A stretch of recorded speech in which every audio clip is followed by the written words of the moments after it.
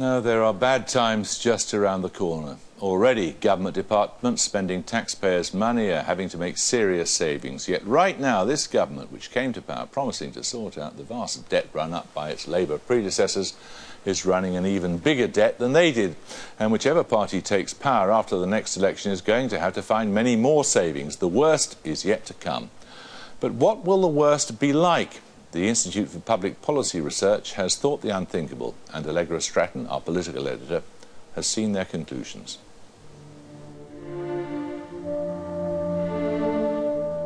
You've already seen incisions to... This is the basic problem. The bankruptcy of some incompetently or dishonestly run southern European states is as bad as ever it was. But the European Central Bank's promise to stand behind them seems to have stayed the hands of the gamblers who make or break national economies.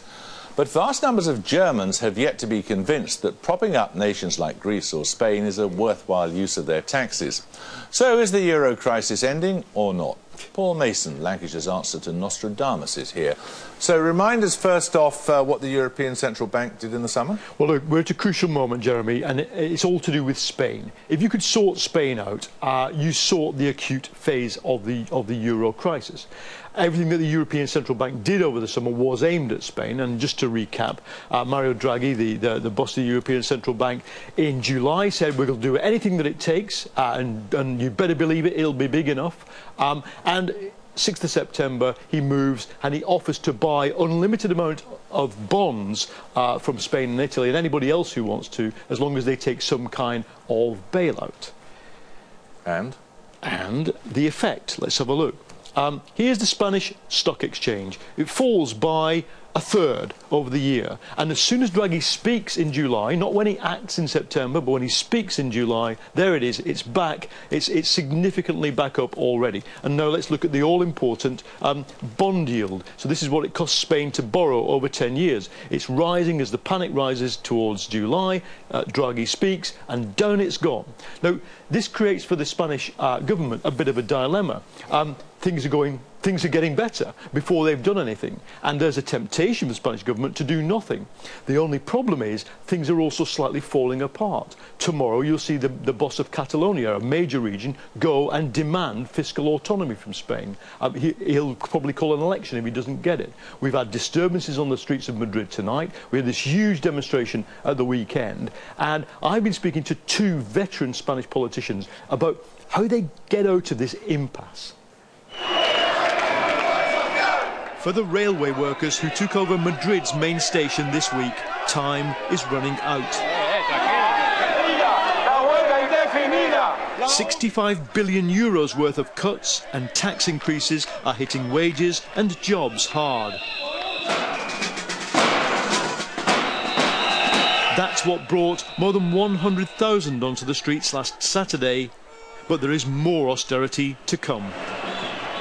Soon, the Spanish Prime Minister, Mariano Rajoy, will be forced to take a bailout, and the conditions are likely to be tougher still.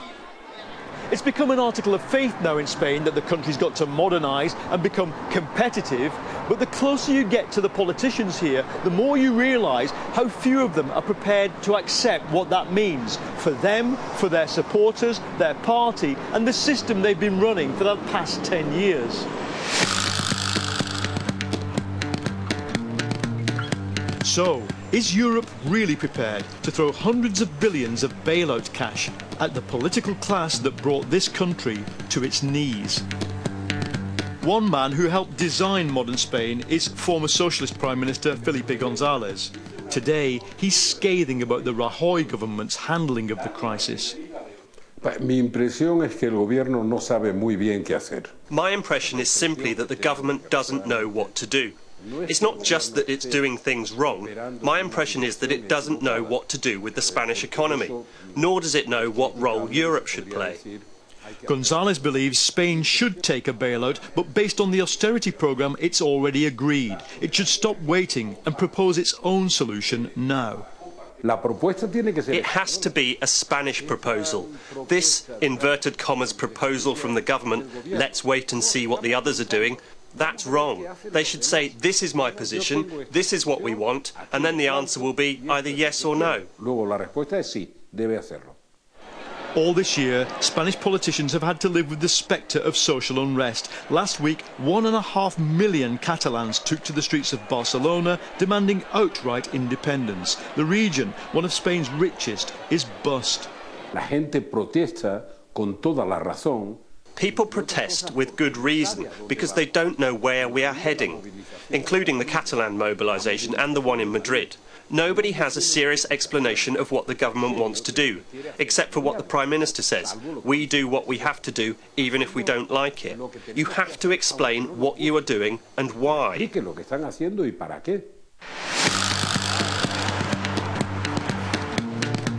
Spain's banks, part nationalised, are to be bailed out to the tune of 100 billion euros with EU taxpayers' money.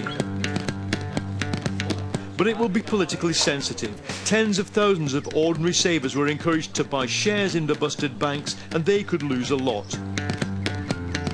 But the crucial question for Madrid remains the conditions on the sovereign bailout. Germany wants them tough. Spain's man on the European Commission begs to differ.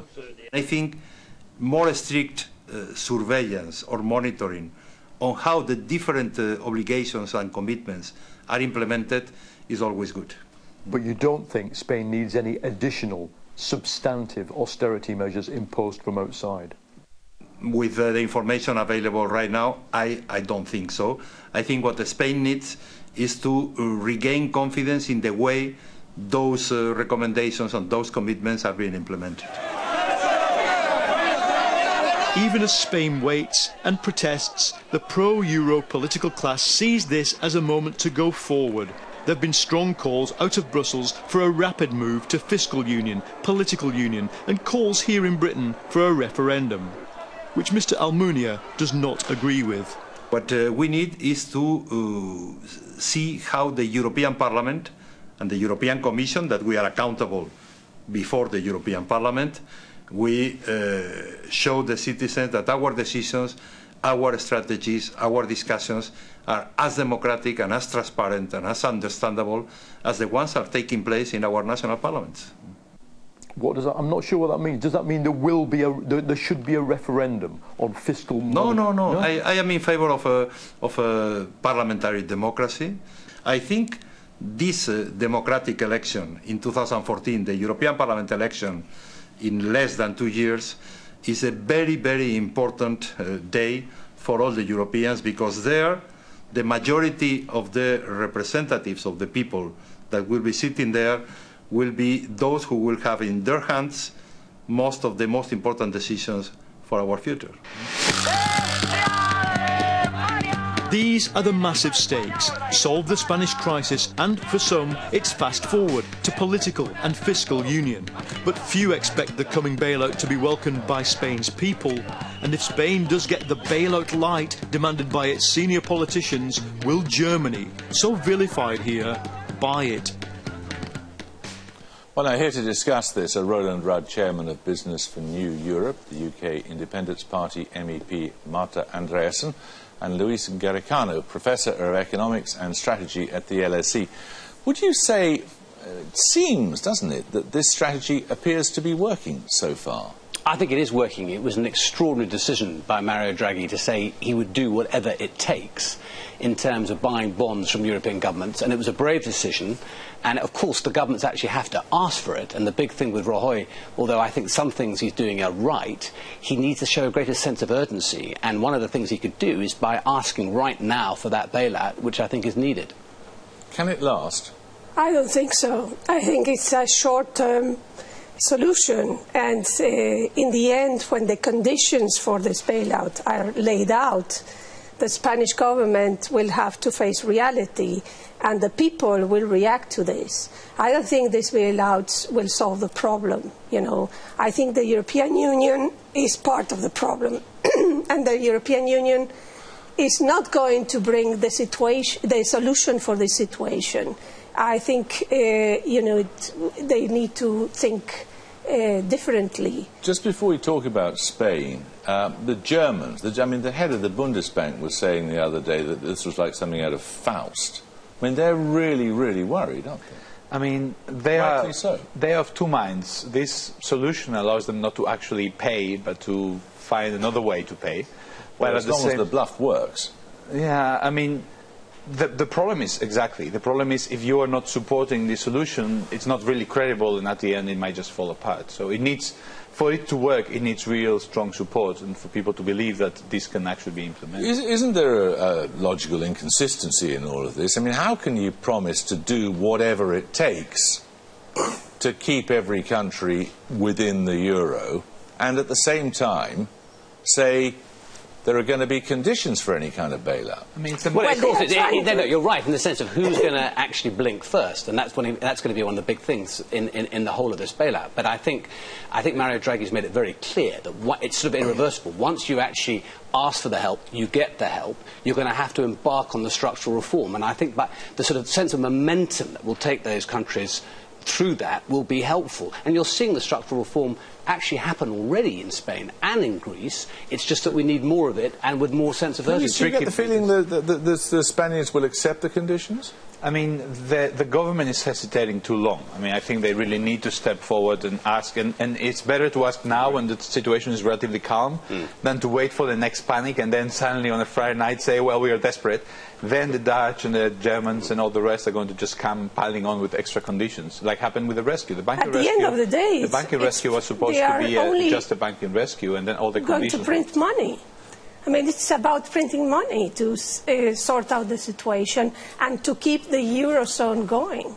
I mean, it would be much better to allow these countries that do not really have their economies are at the level that they should be, to allow them to leave the Eurozone and the value and default. But they don't want to leave the Eurozone. Printing money, they don't want to. This country has They don't want to leave. No. Well, listen, in Spain, when the euro was introduced, the Spanish people were mad because a coffee was worth 1 peseta.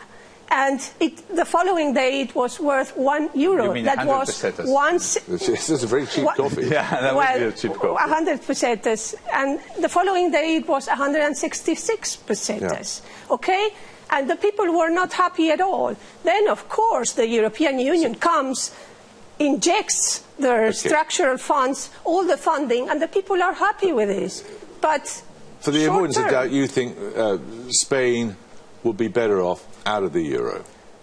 I think that not only Spain, but many of the countries in the southern part of Europe that do not have the level. What about the alternative that's being canvassed, which is this fast progress towards fiscal union and all sorts of other institutions which make it impossible for that sort of thing to happen? The key thing is the banking union. I mean, basically what has been happening now is this vicious loop between the banks of the country get weak, then the state, which is backing the banks, gets also weakened, and then the banks who have indeed the other way around, which is why you need it. So you can't have a bad government pulling down a good bank or a bad bank pulling down a bad government. Exactly. And that's why you need banking union, which is going to happen. Union is essentially, it's going to happen. The fiscal union, you only need a minimum amount of fiscal union to get through this. You don't need euro bonds. You don't need all this structure that people are coming up. The essence of the banking union is a European deposit insurance. The European deposit insurance, a European regulator, and the resolution authority. The essence is the deposit insurance, and this has not been agreed by Germany. No, sure. And I don't think that Germany is ever going to agree to this deposit insurance. So this banking union is a dream of Mr. Barroso. That's all. I mean, to implement the banking union. I'm afraid you're going to be very upset then. There's never been any shortage of dreams among the European political class, has there? The difficulty has been when they choose to act them out. Exactly. I mean, they come up and the Commission has been drawing policies and proposals for the last decade. And they have injected money, and this money has been wasted. Nothing has happened. I mean, gigantic things. Let them get a word in. Things that 2 years ago would have been considered inconceivable have happened. I mean, this thing that you find so weird that Draghi did, this is acting like any grown-up central bank. Listen, He saved a crisis. He saved a crisis. I mean, we would have had a huge financial crisis in July if he hadn't done it. Saved the crisis. He certainly did. But He has postponed the crisis. Exactly. That's the key point. Has he postponed the crisis, He has or has he he's nixed it, flattened it? No, because you can already see big changes taking place in Spain. There have been proper labour reforms. It is easier to hire and fire. Oh, yes, there are. There are greater variations of pay in Spain. The fact is, he needs to do more, and the best thing Rajoy could do is actually ask for the help. So I think the comparison between the UK and Spain is very useful. Just a second. The comparison between the UK and Spain is very useful. The UK had a worst problem in the financial sector.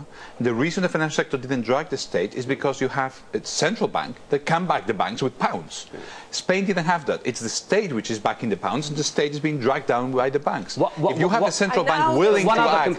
One other comparison is with... Can I just make this point? So once you have a central bank... is with the bailout. Is actually in the UK, we had a really effective bailout of the banks, and it was done once and for all, and with a really good recapitalisation. You look at Spain, you've had 4 attempts with Bankia, and that's why you need something like the European Stability Mechanism, where actually you get an independent institution that actually recapitalises a bank, not going through the sovereign nation. Okay, that's the wrong... Bankia should have been closed down. I want to ask you a very simple and rather trivial question. Okay. These two clearly think this is going to work. What's your prediction for... Well, you've got reservations, but there are a lot of things that need to be done, but you think... I'm more of an optimist. What's your prediction for 18 months' time? How many countries will still be in the euro? Well, I think I know the EU from the bottom of my heart. So I know that they will drag on and on and on. Yeah. They will drag on. What's the answer? Well, the answer is that I think that Greece is going to leave in the near future. So down to 16, yeah, and then... And Spain will follow. But Spain will take some time, because Spain will be the end of the Eurozone. If Spain leaves, it will be the end of the Eurozone. And I am sure... No such luck. And I'm sure that the Commission will do we'll have all 17 there. all that is possible to save Thank you all very much.